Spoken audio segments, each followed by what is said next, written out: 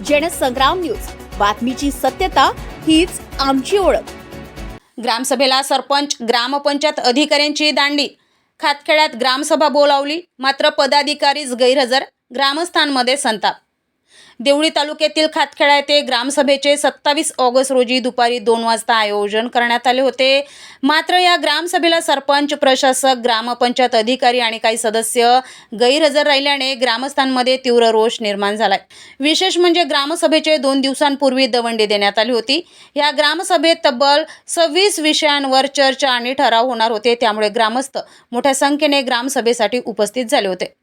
मात्र ग्रामस्थ हजर असताना ग्रामपंचायतीचे पदाधिकारी आणि अधिकारीच गैरहजर राहिल्याने ग्रामसभा प्रभावीपणे पार पडू शकली नाही।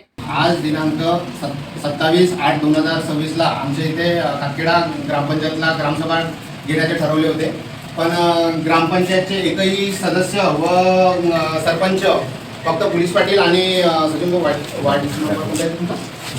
वार्ड नंबर 1 चे सदस्य आहे आणि ग्रामसेवक मॅडम पण हजर नाही आहे आणि सरपंच पण हजर नाही आहे आणि सगळ्या गावातल्या ग्रामस्थांना इथं हजर करण्यासाठी 2 दिवसाआधी दवंडी द्यायला सांगितली होती आणि दवंडी दिली त्यांनी आणि सगळेजण गावातले इथे हजर आहे, पण कर्मचारीच नाही आहे, तर ग्रामसभा आम्ही कसं घेणार आहे? गावच्या विकासाशी संबंधित महत्त्वाचे विषय चर्चेला येणार असताना पदाधिकाऱ्यांनी ग्रामसभेला दांडी मारल्याने ग्रामस्थांनी नाराजगी व्यक्त केली आहे।